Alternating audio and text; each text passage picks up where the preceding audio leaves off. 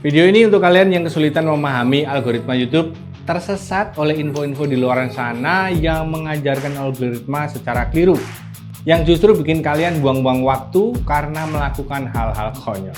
Yang akan saya sampaikan adalah jalan termudah untuk memahami cara kerja algoritma YouTube. Setelah nonton video ini, semoga kalian bisa paham apa yang diinginkan sekaligus apa yang tidak diinginkan oleh algoritma YouTube.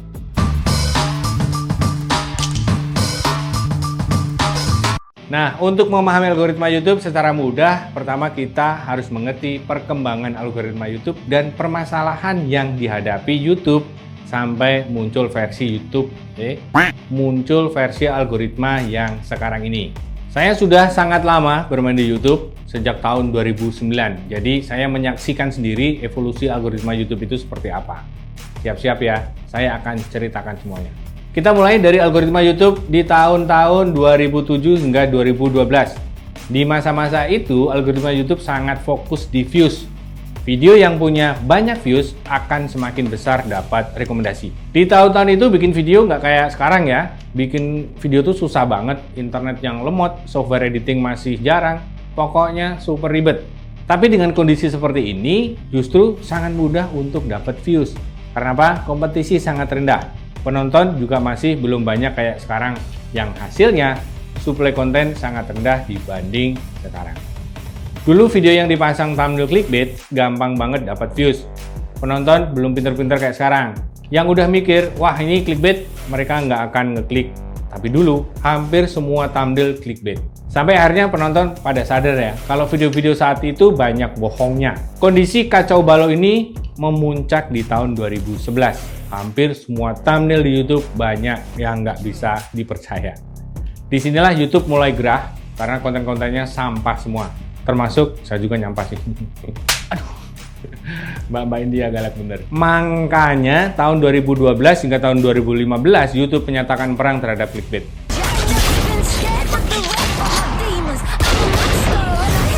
YouTube melakukan perubahan besar-besaran di algoritmanya, yaitu dengan memprioritaskan jam tayang daripada jumlah views untuk dapat rekomendasi. Jadi buat kreator yang masih pakai cara-cara clickbait, ya silakan aja. Tapi nggak akan dapat rekomendasi kalau penonton nggak pada nyimak. Ini sangat efektif karena thumbnail clickbait udah pasti akan ditinggalkan penonton karena videonya cuma bohong. Akibatnya, watch time dikit, algoritma ogah ngasih rekomendasi. Namun demikian, ada hal baru di luar prediksi YouTube. Mulai muncul tren di mana konten-konten asal durasinya panjang, terutama dari konten gaming, main game, record, upload. Konten kualitas rendah ini banyak bermunculan di mana-mana. Di Indonesia juga muncul model konten serupa. Konten sholawat, suara burung yang diulang-ulang, bahkan di live stream bareng-bareng selama berjam-jam. Di tahun itu memang banyak yang berhasil ya memancing algoritma YouTube. Dapat rekomendasi, views-nya rame. Teknik ini kemudian dibikin kelas-kelas berbayar atau pada ternak channel model gituan, kemudian dijual. Semua pakai cara-cara begono, kemudian berharap cuan. Padahal hasilnya pasnya zonk. Habis itu konfirmasi dan tanya ke saya. Mereka yang main kotoran saya yang suruh nyebokin gitu kan. Ya saya suruh aja nanya gurunya gitu kan. Sana bilang, udah bang. Dijawab, ilmu bisa dicopy, rezeki lain urusan.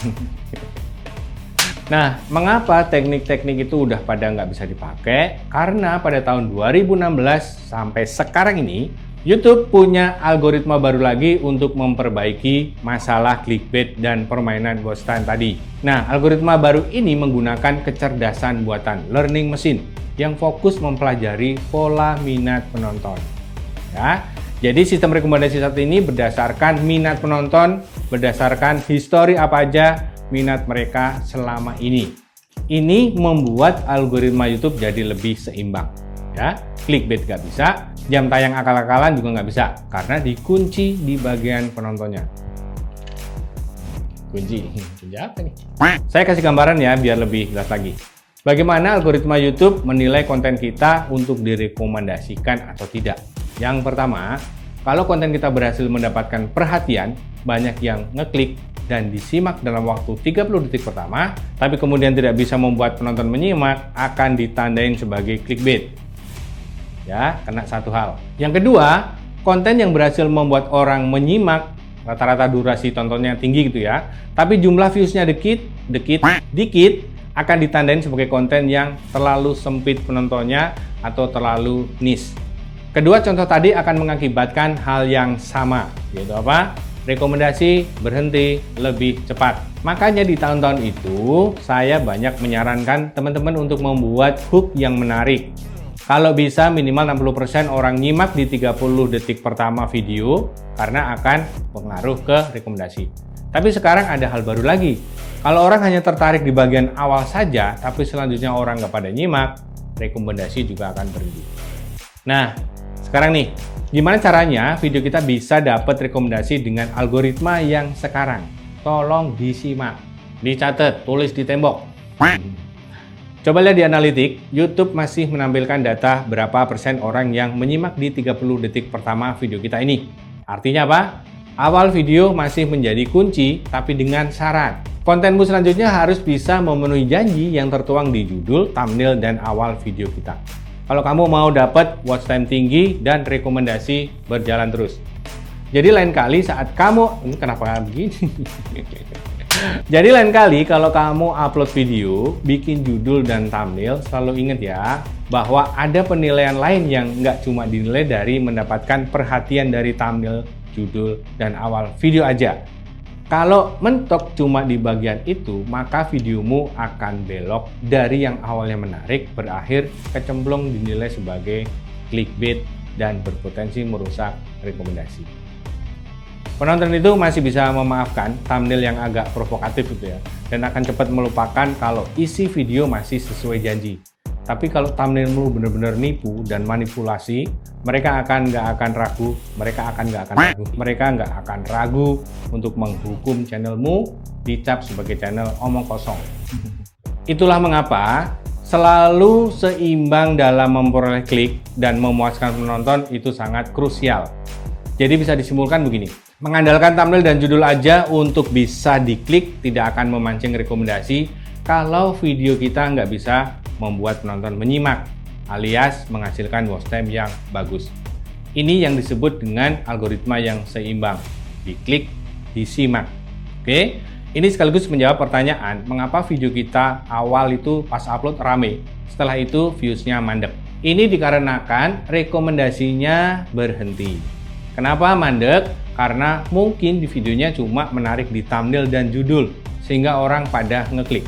Tapi saat videonya ditonton, videonya babar blas, nggak jelas, nggak menarik, penonton nggak puas atau merasa tertipu karena merasa kena clickbait. Akibatnya, watch time kecil, rekomendasinya berhenti. Oke?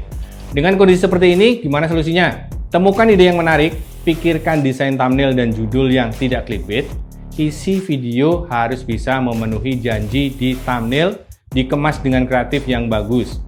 Mulai dari intro, adegan per adegan, sampai dengan closingnya, termasuk bagian editing. Susah?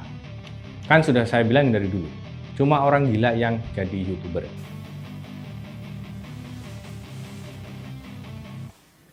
Cuma orang gila yang mau jadi YouTuber. Nih, saya punya daftar alasan mengapa kalian yang mau jadi YouTuber adalah orang gila. Semoga bermanfaat, sampai ketemu lagi.